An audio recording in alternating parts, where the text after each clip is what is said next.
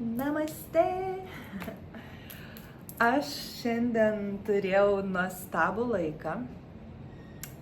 Bet pirmą apsižvalgykime po apylinkės, kurioje vietoje yra ašramas, kuriame aš gyvenu.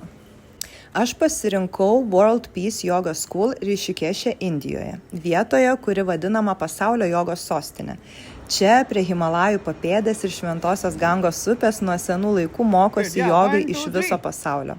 Rišikešas yra pilnas ašramų, meditacijos centrų, net Beatles kažkada čia lankėsi ieškodami dvasinės patirties. O World Peace Yoga School man patinka todėl, kad čia yra labai stiprus mokytojai, jau paruošę 10 000 mokytojų iš viso pasaulio.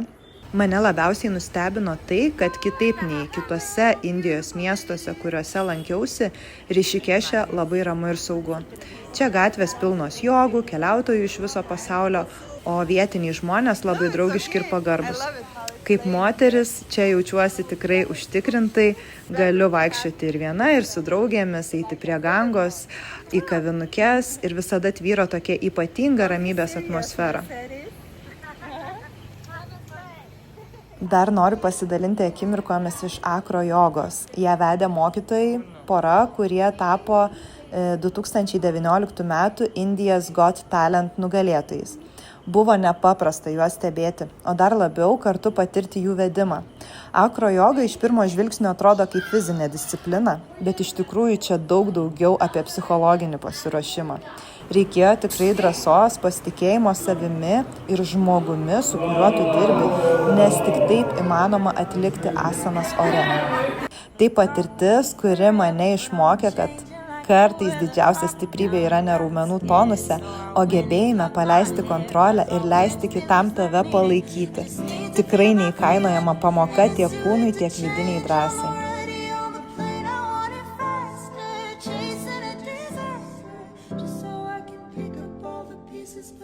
Šventėme Ganeš Čaturtį.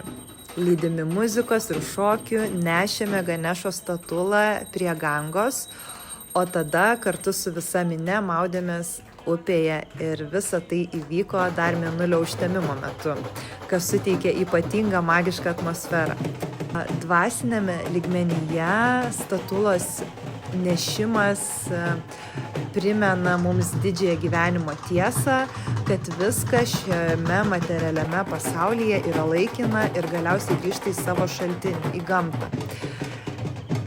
Nors ir atsisveikinam su Ganešos forma fiziniam lygmenyje, tačiau jis visuomet lieka mūsų širdyse, nešdamas išmintį, stiprybę ir gausą. Tai, žinokit, buvo tikrai nepakartojama patirtis.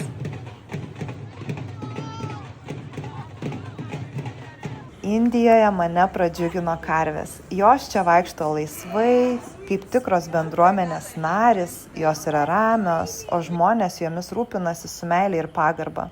Kartais net atrodo, kad karvės čia kaip šuniukai. Jos nebijo žmonių, prieina, leidžiasi paglostomos, lyg pačios ieškotų ryšio. Ir būtent tokie mažyčiai momentai parodo, kad Indija turi savo ypatingą žavesį, kurį gali suprasti tik tas, kas čia pabūna. Gyvenimas čia atrodo daug paprastesnis, nereikia didelių dalykų, kad būtum laimingas. Užtenka šypsenos iš praeivio, puodelio čai arbatos, šokio gatvėje ar ramios akimirkos prie Gangos. Indijoje tiesiog džiaugiesi mažais dalykais, o tai dovanoja tokį gilų vidinį pasitenkinimą, kokį sunku rasti kažkur kitur.